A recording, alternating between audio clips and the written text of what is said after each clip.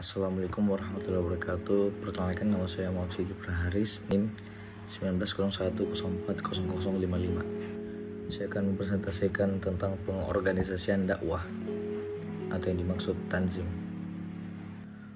Pengorganisasian dakwah. Pengorganisasian merupakan kegiatan dasar dari manajemen dilaksanakan untuk dan mengatur seluruh sumber-sumber yang dibutuhkan.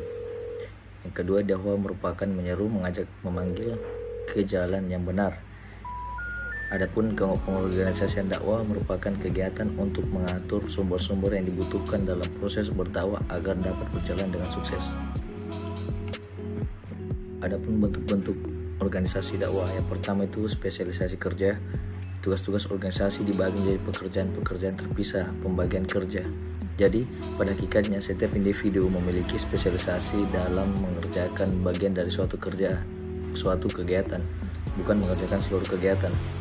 Yang kedua, departementalisasi dakwah, pengelompokan pekerjaan.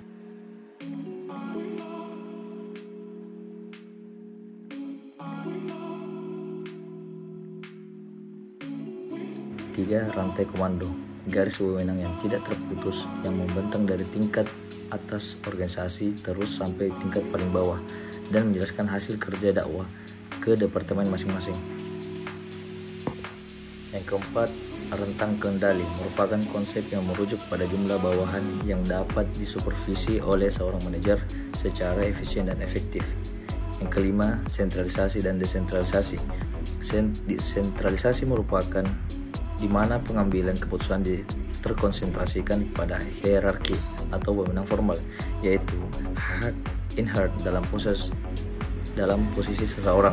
Sementara desentralisasi adalah pengertian terbalik dalam artian pengalihan wewenang untuk membuat keputusan ke tingkat yang lebih rendah dalam suatu organisasi. Yang keenam, formalisasi dakwah. Formalisasi dakwah adalah sejauh mana pekerjaan atau tugas-tugas dakwah dalam sebuah organisasi dakwah dilakukan dan sejauh mana tingkah laku, skill, dan keterampilan para dai dan dibimbing dan diarahkan secara prosedural oleh peraturan. Adapun desain pengorganisasian yang dimana organisasi mekanistik adalah sebuah struktur organisasi yang tercirikan oleh spesialisasi yang tinggi, departementalisasi yang luas, rentang kendali yang sempit, normalisasi yang tinggi, jaringan informasi yang tertulis, dan partisipasi yang kecil dalam pengambilan keputusan dan bekerja di bawahnya. Adapun organisasi organik adalah struktur organisasi pengorganisasian yang sangat adaptif dan fleksibel, spesialisasi kerja yang sedikit, formalisasi yang minimal, dan supervisi langsung terhadap pekerja senior. Adapun strategi dan struktur dakwah. Strategi dan organisasi dakwah difokuskan pada yang pertama, inovasi para pelaku dakwah yang akan mencerminkan usaha organisasi untuk mengejar inovasi menghadapi matku. Yang kedua, minimalisasi biaya mencerminkan usaha biaya organisasi untuk melakukan pengendalian biaya secara ketat dalam aktivitas dakwah. Adapun faktor-faktor yang mempengaruhi strategi dan struktur dakwah. Yang pertama, takaran dan struktur. Besar kecilnya organisasi dakwah akan mempengaruhi strukturnya organisasi yang besar.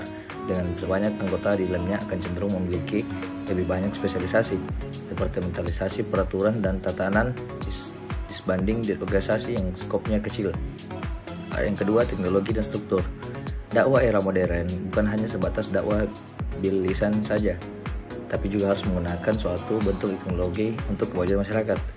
Hal ini dimaksudkan agar sasaran aktivitas dakwah dapat tercapai, maka organisasi dakwah harus mampu memperdayakan peralatan, bahan-bahan, pengetahuan, atau para dai profesional yang kemudian diformulasikan dalam bentuk kegiatan dai. Adapun yang ketiga, ketidakpastian lingkungan. Pada tataran aplikasi, seringkali organisasi dakwah akan menghadapi kondisi ketidakpastian lingkungan. Oleh karenanya, salah satu cara untuk mengantisipasi kondisi tersebut adalah melalui penyesuaian dalam struktur.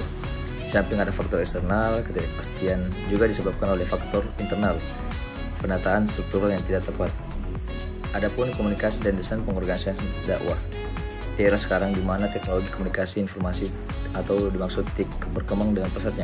Hal ini tentunya menjamin kemudahan kepada para penggunanya dalam hal komunikasi dan memperoleh informasi, di mana keduanya dapat dilakukan tanpa dibatasi oleh ruang dan waktu selama terkoneksi dengan jaringan.